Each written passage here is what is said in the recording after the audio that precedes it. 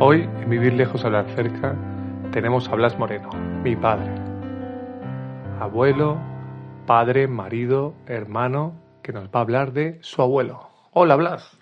Hola, muy buenas. Pues sí, mi abuelo para mí es una de esas personas que se cruzan en la vida, que coincidimos en la época y significa mucho. Era un hombre muy especial, libre totalmente, la envidia de todos los que estamos ahora fijos a unos horarios y unas cosas.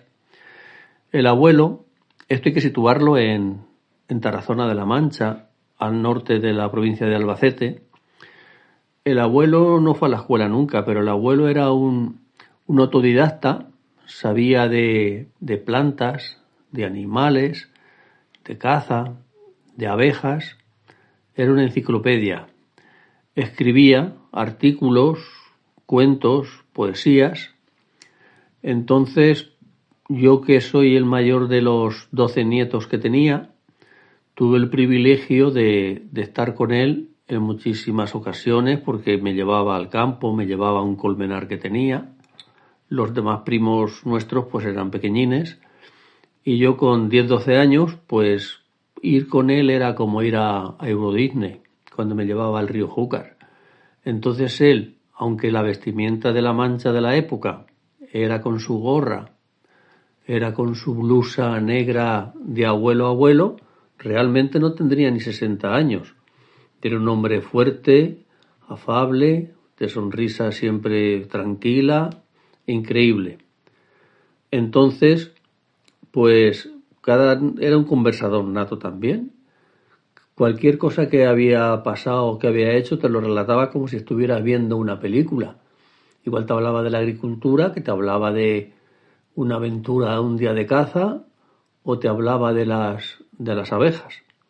Entonces este hombre tenía un carro y un burro, él se dedicaba a sus cosas, con su huerta y con sus cosas, nadie le mandó nunca, él siempre hacía lo que tenía que hacer, pero con la tranquilidad que da el no tener estrés ni tener que rendir cuentas a nadie. Y ahí está, yo me imagino a mi abuelo sentado en la mesa camilla enfrente de mi abuela, los dos allí mano a mano, sin televisión y sin nada, ni falta que les hacía. Pues escribía el hombre unas poesías, imagino que la abuela sería la que hacía de juez o de crítica para ver si le habían salido bien o le habían salido mal, y una relación pues increíble de pareja y de familia y de todo. Aparte de las cosas del abuelo, pues no sé cómo sabría de todo, porque realmente no he ido a la escuela. En los pueblos siempre habría algún maestro que aprovechaba los inviernos que no estaban muy ocupados para ir a las casas y les daban lección a los pequeños, pero apenas el saber leer y escribir y las 4 reglas. Pero bueno, entiendo que fue un adelantado a su época. Volviendo al tema de la libertad, os voy a contar una anécdota. Cuando yo tenía ya 18 o 20 años, pues me examiné para trabajar en el banco y aprobé. Claro, son cosas que comentas a la familia y le dices, mira, he aprobado en el banco, me van a llamar ya para trabajar. Y la gente, pues claro, te daba la enhorabuena, ya tienes trabajo, qué bien y tal. Y claro, luego se lo cuento al abuelo y el abuelo, que era diferente a todos, me dice, entonces si has aprobado tendrás que ir todos los días a las 8. Y me dejó un poco estupefacto, me dejó ahí, digo, claro, este hombre está pensando que yo ya he firmado mi cadena perpetua. Pero bueno, es lo que toca. Todos hemos estado fijos, sujetos a unos horarios, rendir cuentas de todo, de objetivos y de tal, que eso para él pues era otro mundo. También me parecía a mí algo grandioso, que es cuando me iba con él al colmenar. Tenía un colmenar en la orilla del río Júcar. Claro, dista sobre 10 kilómetros del pueblo. Entonces, ¿qué pasa? Que no había prisa para salir de casa para ir allí.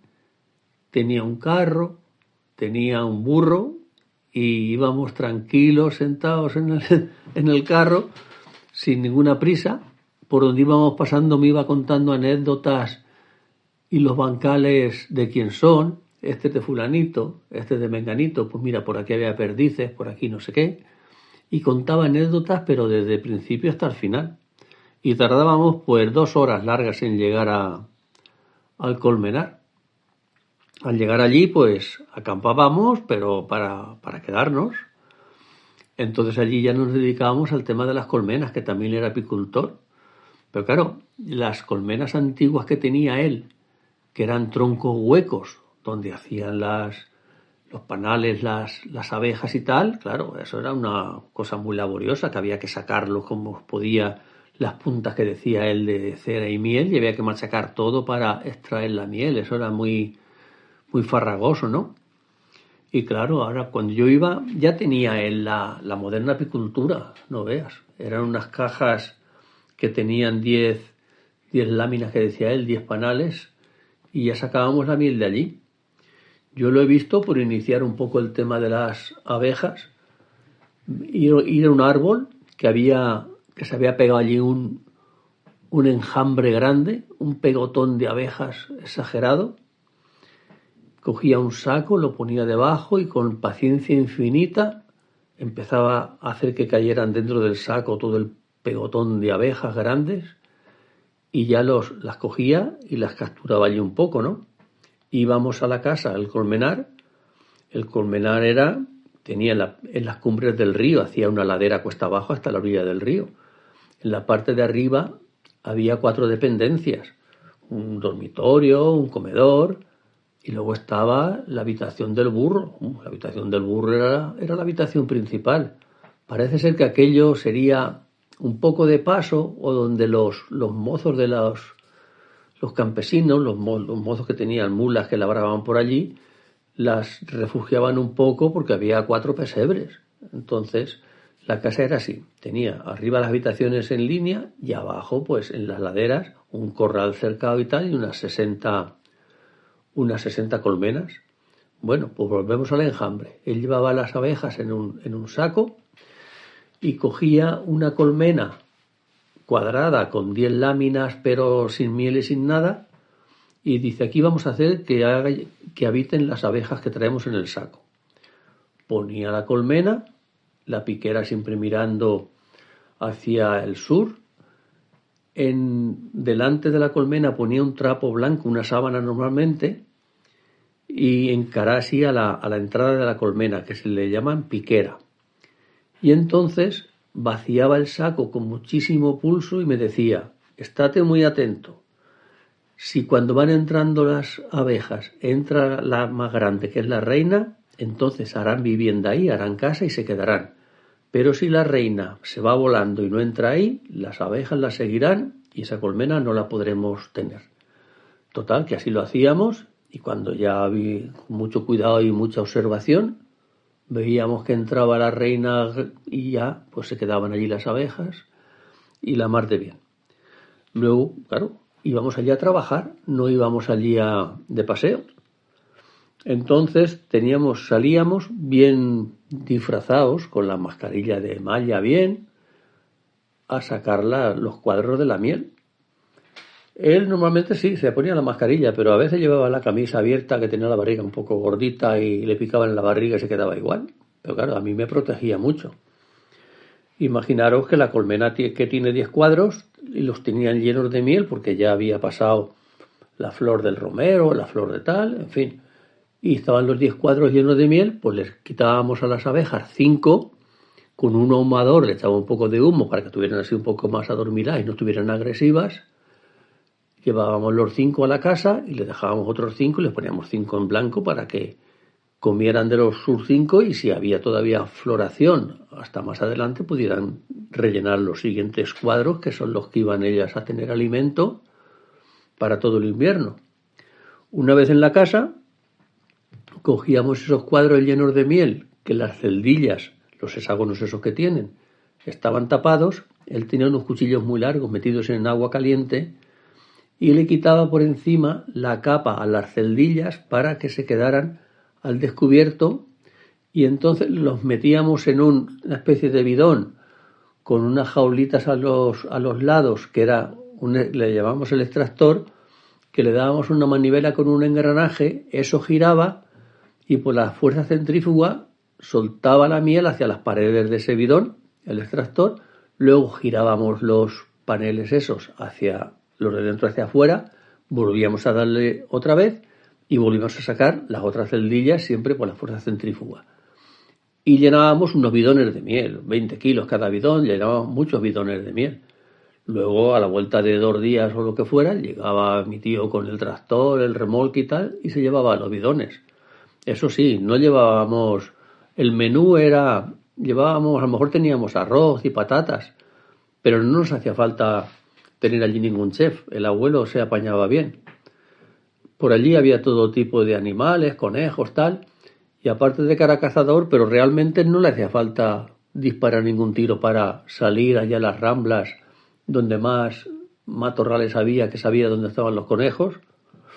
Tenía una vara de 1 metro más o menos, y si veía algún conejo se la lanzaba dando vueltas la vara y cogía el conejo, nos lo comíamos con arroz y sin problemas. Y beber agua del río, claro, era otra época.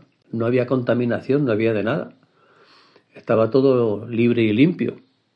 Y para mí, como decía, ir al Colmenar pues era como ir a Euro Disney. Era el privilegio que tuve yo de ser el mayor, pues eso me vino muy bien. En fin, os puedo hablar del abuelo, de anécdotas que me contaba de sus cacerías, de la guerra, de la apicultura. Otra cosa que tenía él allí en contra en el Colmenar era los abejarucos, que se comen las abejas. En aquella época pues los podía eliminar, pero ahora no podría ser, ahora es una especie protegida. Y él, como digo, que se inventaba todo y sabía hacer de todo, lo que hacía es que les ponía trampas a los abejarucos. Les ponía 2 cañas así en horizontal, donde se posaban para luego comerse las abejas. Y él, desde un ventanillo pequeño que tenía en la habitación, enfilaba esas 2 cañas que les había puesto donde se paraban los pájaros. Y él se había fabricado primero cartuchos que los rellenaba a la mitad de pólvora y a la mitad de perdigones. Y desde ahí, enfilando esas 2 cañas, cuando se paraban allí, pues los cazaba porque realmente eran sus enemigos.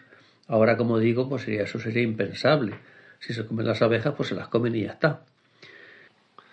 Sí, yo he tenido la suerte, a finales de los años 80, de ir al Colmenar con mi bisabuelo, y gracias a este audio van a tener la suerte mis hijos de conocer las historias del abuelo, que no lo llegaron a conocer. Mis hijos y mis primos más pequeños. Bueno, muchas gracias, Blas. Ya espero volverte a ver por aquí. Nada, la gente tiene que saber lo que pasa ahora, pero también lo que pasó antes. Y la forma que teníamos de vivir. No necesitamos casi nada. Con poco éramos más felices que felices. Éramos increíbles, ¿no? Yo tuve la libertad que yo tuve en mi niñez, que no había vehículos, no había nada. Tiraba la cartera y me iba al campo a jugar al balón, lo que fuera. Pues ahora no lo tiene. Sí, igual cuando íbamos nosotros de pequeños al pueblo, que 2 bicicletas viejas, una botella llena de agua para jugar a la patada al bote y los juegos populares de antes, no nos hacía falta mucho más. Bueno, pues eso es. Y muchas veces no hace falta viajar en el espacio, también está bien viajar un poquito en el tiempo. Vale, espero volverte a ver por aquí. Muchas gracias a todos. Esta es tu casa, realmente hoy sí que estamos en tu casa. Sí, pues para todos. Porque estamos en Alicante. Muy bien. Pues nada, hasta la próxima.